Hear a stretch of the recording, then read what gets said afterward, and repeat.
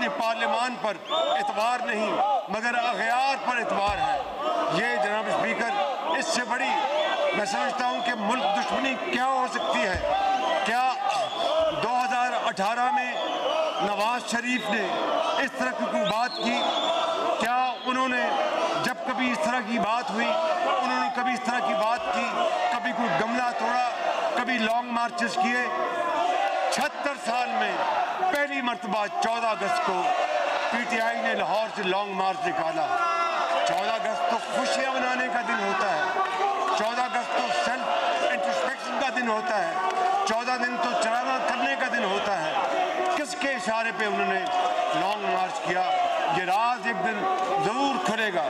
जनाब स्पीकर, मैं ये कहना चाहता हूँ कि आए इंतखाबी निज़ाम की इस्लाह के लिए बैठें, आए ये हाउस बैठे मुशावरत करें और मिलकर हम एक ऐसा इंतखाबी निज़ाम आइंदा के लिए बनाएं कि अगर कोई शिकायत है तो ख़त्म हो जाए।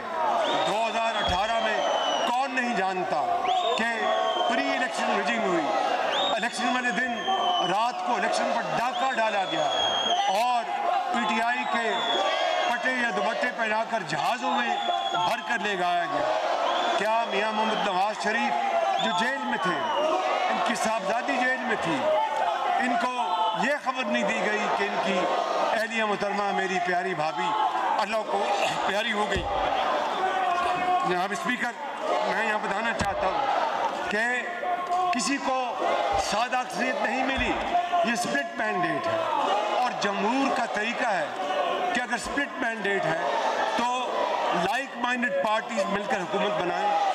मगर मैंने और तमाम दोस्तों ने इनको जो सुन्नी इत्तेहाद काउंसिल के मेंबर्स बन गए हैं उनको दावत दी कि आए हुकूमत बनाएं, हम ऑपोजिशन में बैठेंगे, आए हम पॉजिटिव किरदार अदा करेंगे, आए हम पाकिस्तान के लिए अपनी तवानाइयाँ खर्चेंगे। आप भूल गए कि फाटफ के ज़माने में अपने मेंबरों को तो आप एजेंसियों के ज़रिए हाँकते थे। हमने फाटफ में वॉलंटरीली आपका साथ दिया कि ये पाकिस्तान का मसला था। कश्मीर के लिए जब अभिनंदन यहाँ आया, हमने तमाम इख्तिलाफात भुलाकर हम इकट्ठे हुए, आप नहीं आए, हम वहाँ बैठे रहे। जनाब स्पीकर, ये है वो कोविड का ज़माना आया, मैं पाकिस्तान आया, कॉन्फ्रेंस हुई और इमरान नियाज़ी तकरीर करके मेरी बारी आई। मुझे किसी ने कहा कि पता करें कि इमरान नियाज़ी बैठे हैं, तो मैंने पूछा, उनका जी उनको बड़ा ज़रूरी काम है और वो चले गए हैं। मैंने कहा कि कोविड से ज़्यादा कोई ज़रूरी काम है?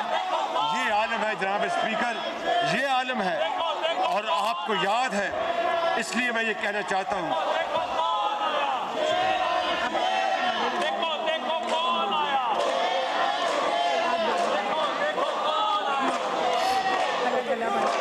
इसलिए जब वो हुकूमत ना बना सके, हमने खुशदिली से, मोहब्बत से, बातचीत से हुकूमत बनाई। याद है कि ऑपोजिशन को 1 करोड़ 70 लाख वोट मिले हैं और इन तमाम जमातों को 4.5 करोड़ वोट मिले हैं। ये बात जहन में रहनी चाहिए। ये जमहूर का तरीका है, ये हुकूमत बनाने का तरीका है, इसमें किसी को एतराज़ नहीं होना चाहिए। जनाब स्पीकर, अगर वाकई हम एक मुल्क, एक घर, एक ख़ानदान है तो फिर ये निफाक क्यों है? ये एक अगर ख़ानदान है तो फिर निफाक क्यों है? नफ़रत, गली गली गाली गलौज का कल्चर फैला दिया गया और माशरे में जहर घोल दिया गया, जिसको साफ करने में कई साल लग जाएंगे। आज जिस तरह चोर और डाकू की बात की जाती है, पिछले कई साल से मैं समझता हूँ कि इससे बड़ी डिस्टर्ब इस कौम की कोई हो नहीं सकती। बड़े बड़े लीडर वो अपनी जानें कुर्बान कर गए, उन्होंने जलावतनियाँ अख्तियार कर ली, लगे मगर कभी कौम को गलत रास्ते पर नहीं जाने दिया, कभी कौम को गाली तो दूर की बात है, तू कहने की बात नहीं की। मेरे कायद ने, इंजोमा ने हमेशा लीडरान को साथ साहब का तमाम तर इख्तिलाफात के बावजूद, यही हुस्न है जमहूरियत का यही पार्लिमानी रवायात है, यही ज़िंदगी है और यही सब कुछ। और मैं आज यहाँ पर ये कहना चाहता हूँ जनाब स्पीकर, जिस तरह मैंने 2018 में बतौर हिज़्ब इख्तिलाफ के लीडर के अपनी पहली तकरीर में मिसाक़ मईशत की बात की थी, मैं न सिर्फ आज फिर मिसाक़ मईशत का इआदा करता हूँ, इसके साथ मिसाक़ मुफाहमत की भी मैं उनको दावत देता हूँ। आए मिल बैठे, आए मिल बैठे, मिलकर हम पाकिस्तान की किस्मत संवारें, मिलकर इन चैलेंजेस का जो मैंने आपके सामने जिसका जिक्र किया है इनको उठाएं। मैं आपको भी दरख्वास्त करता हूँ, आपको भी अपील करता हूँ कि आप जितना शोर मचा लें, जब ठंडे होकर बैठें तो ठंडे दिमाग और दिल से सोचें कि क्या मैं ये बात गलत कर रहा हूँ। जनाब स्पीकर, मुझे एक बहुत अहम बात करनी है और वो बड़ी हसास बात है, और वो है सूबाई तासुबात को ख़त्म करना। ये 4 इकाइयाँ ये पाकिस्तान बनाती हैं, चारों में कौमी यकजहती, चारों में हम आहंगी, चारों में मोहब्बत, चारों में तरक्की की दौड़ मुसावी, चारों को मुसावी हकूक़। ये है वो वफाक का ढांचा जिसको पाकिस्तान कहते हैं। मुझे बलोचिस्तान की महरूमी का मुकम्मल इदराक है। ये लदा बात है कि जब किसी दौर में, और ख़ास तौर पर मियां मोहम्मद नवाज शरीफ के दौर में, जब चीनी सीपैक के मंसूबों को वहाँ पर ले जाया गया, तो खाली बलूचिस्तान उस वक़्त नई जद में था, दहशतगर्दी के बाकी सूबे भी थे। और यहाँ पर मैं ये कहना चाहता हूँ, जहाँ पर इन ज़ोमा के बड़ों ने शहादतों का जाम नोशिद किया, वहाँ पर मेरे बुज़ुर्ग मौलाना फजलुर रहमान, उनको पर भी कई मरतबा कातिलाना हमले हुए, अल्लाह ने अपना हाथ देकर उनको बचाया। वहाँ पर बलोर फैमिली ये पेशावर की, सिंध के अवाम ने, सिंध के सियासी लीडरों ने, पंजाब के अवाम ने और बलूचिस्तान के अवाम ने, पंजाब के लीडरों ने कुर्बानियाँ दी हैं। इसकी हमें आज कदर करनी चाहिए। मैं समझता हूँ कि बलूचिस्तान का हमारा बहुत प्यारा सूबा है। मेरे बलूचिस्तान के ज़ोमा यहाँ बैठे हैं, उनकी नाराज़गियाँ जायज़ भी हैं, कुछ जो भी हैं हमें उनको एड्रेस करना चाहिए। उसके लिए मैं समझता हूँ कि लापता अफराद के मसले को ख़त्म किए बगैर, मिसिंग पर्सनस के मसले को हल किए बगैर मुनसिफाना तौर पर बलूचिस्तान के ज़ख्मों पर मरहम नहीं रखा जा सकता। इसलिए मैं ये बात यहाँ कहना चाहता हूँ कि पहली फुर्सत में हम बलूचिस्तान के ज़ोमा के साथ बैठेंगे और खुले दिल के साथ हम बात करेंगे, चाहे वो मिसिंग पर्सनस का हो, चाहे वो कोई और मामला हो। हम खुले दिल के साथ बैठ बात करेंगे कि बलूचिस्तान की तरक्की पाकिस्तान की तरक्की है, बलूचिस्तान का अमन पाकिस्तान का अमन है, बलूचिस्तान की खुशहाली पाकिस्तान की खुशहाली है। उसके बगैर पाकिस्तान तरक्की और खुशहाली का सफ़र इख्तियार नहीं कर सकता। इसीलिए अल्लामा इकबाल ने कहा था कि फ़र्द कायम है रब्ते मिल्लत से, फ़र्द कायम रब्ते मिल्लत से है, तन्हा कुछ नहीं, मौज है दरिया में, बैरून दरिया कुछ नहीं।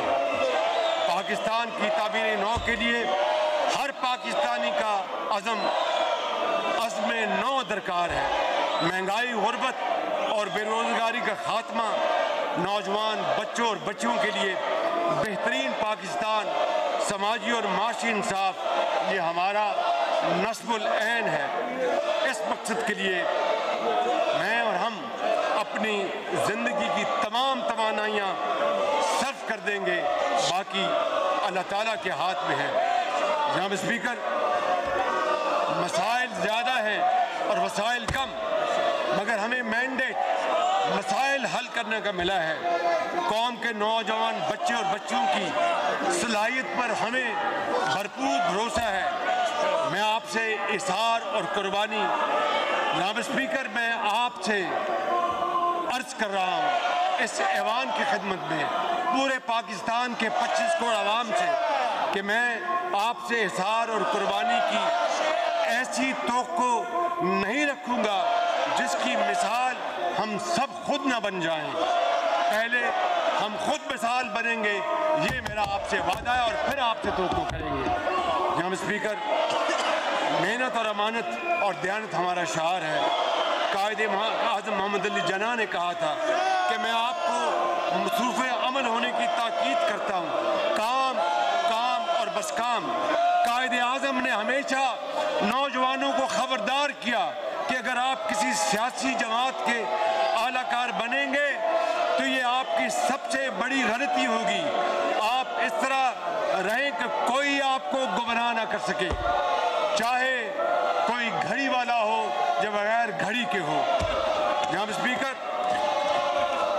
एक मुदब्बर सियासतदान ने कहा था, ask not what your country can do for you, ask what you can do for your country.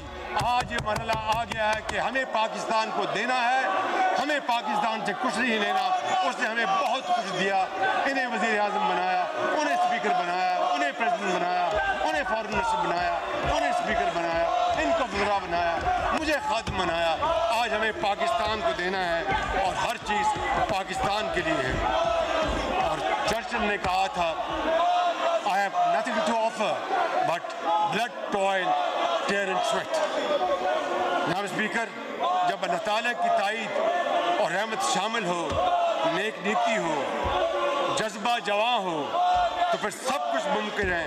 क्योंकि इरादे जिनके पुख्ता हो, नज़र जिनकी खुदा पर हो, इरादे जिनके पुख्ता हो, नज़र जिनकी खुदा पर हो, तलातम खेज मौजों से वो घबराया नहीं करते। जनाब स्पीकर, मैं आखिर में ये अर्ज़ करूँगा,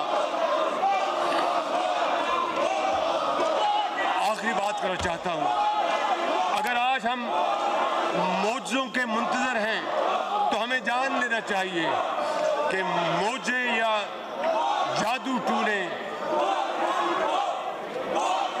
किसी काम नहीं आते जब तक के इंसानी हाथों से वो रूनुमा होते हैं।